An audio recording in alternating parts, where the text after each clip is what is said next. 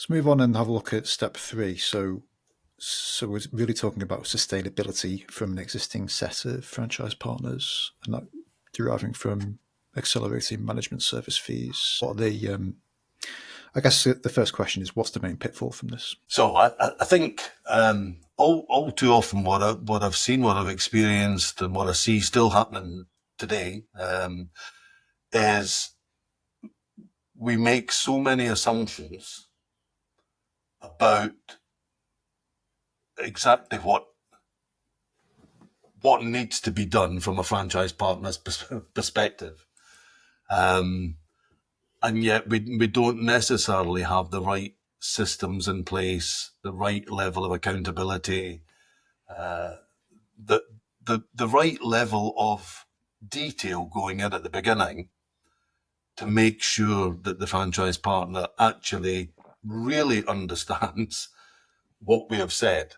You know, we can put 5 franchise partners in a room, say the same thing to all 5, and all 5 will hear something different. That's life. Mm. That is life. So that's not unique to franchising. Yeah, my kids do that as well. We're not talking about what my wife would say about that, but that is the reality. Our brains are again hardwired. So this comes back to psychology and neuroscience. Our brains are hardwired to filter out a lot of things in terms of what's going on in any given situation. And equally, we're hardwired to hear what we want to hear. So we might just focus more on what we want to hear. So, for example, a franchisor might talk about how amazing and marvelous the franchisor's marketing system is. And that may well be true. But a franchise partner might take that as, well, you're going to deliver all these leads and clients to me, and I'm just going to sit here and wait. And I'm being purposefully exaggerated in that description, or anything in between.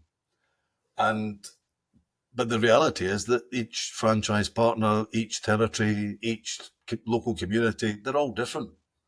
And whilst there may well be all these amazing things and in terms of brand and brand standards and brand guidelines and logos and all of these things and collateral, whatever may be there, that's fantastic. But if a franchise partner has never done marketing in their life, some of the most successful people I've met have had teams of marketeers around them. And suddenly we're taking them out of that environment and saying, okay, now you are the marketing director. You're the marketeer, yeah. You're the sales director. And by the way, you're the finance director. And before you know where you are, you've just got a situation of overwhelm, potentially. And I mean, in some instances, some franchise partners invest in a franchise thinking they're buying a job. And that overwhelm is going to feed into creating a negative emotional attractor as well. You're learning fast, Rob. That is exactly what happens. So, and when the negative emotional attractor kicks in, if all we are doing is saying, hey, franchise partner X, Y, or Z, this is not good enough. You're not performing. And we're going down this route of almost like, performance management, to the point that they actually feel like an employee. And, that's what they were trying to get away from. That's what they were trying to get away from. They didn't want to be an employee, nor should they be treated like an employee.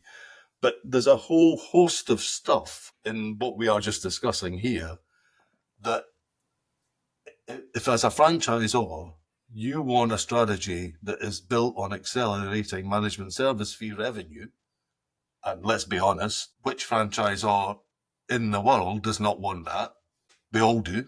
Okay, so if that's the strategy, then you need to implement growth frameworks that drive franchisee success, that result in increased network-wide sales, that boost MSF contributions, that make your franchise a powerhouse of profitability, that picks up on the latest best practice that is just emerging from the coalface, and that is seamlessly, translated into the whole network.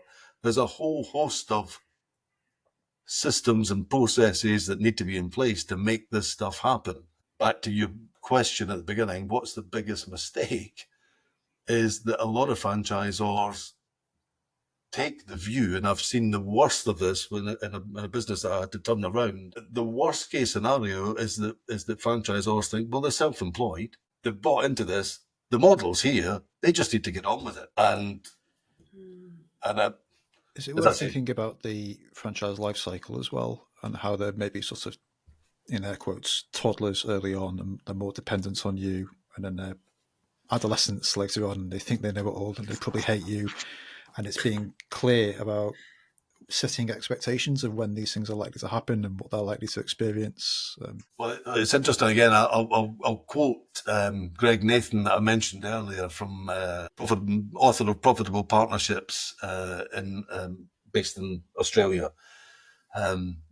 Greg has been ahead of the curve in this space for years, and I remember reading Profitable Partnerships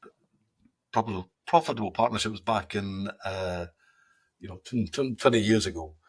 And he defined a process specifically around the franchisee factor, which I think is relevant in this conversation, whereby you had the franchise partners' satisfaction levels on one axis, and then you've got this movement from dependence to independence and then to interdependence going along the bottom axis. And he defined this beautifully, because to begin with, pretty much every franchise or franchisee relationship at the beginning, the satisfaction levels off the scale.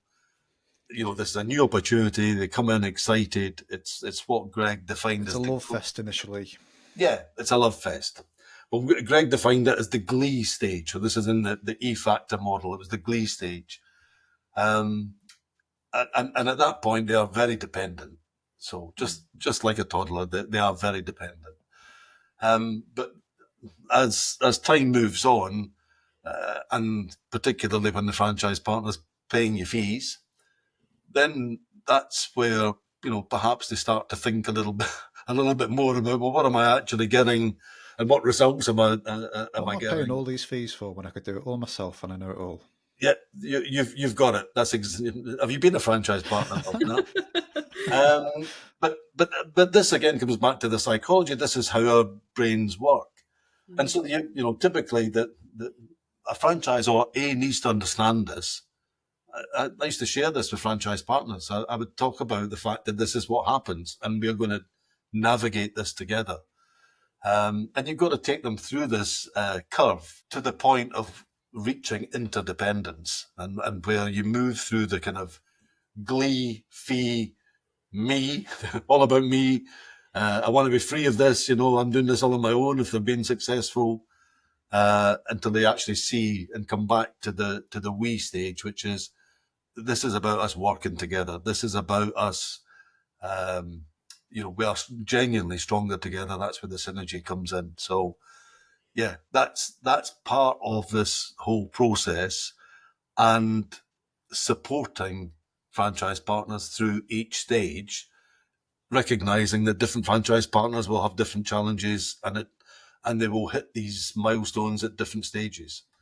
And it goes on, because, I remember one franchise partner that said to me, the fact that I'm paying you £100,000 a year in fees, I'm absolutely delighted with. And there was another 8 or 9 that said, I don't want to be paying you anything in fees at all. And he saw the value, they just saw the fee. And it's an interesting dynamic, but needs to be, if you want to scale and you want to unlock recurring revenue growth, and you want to continue to ensure that high performers are actually still stretching and optimizing what's available from a territory, then that doesn't just happen by default.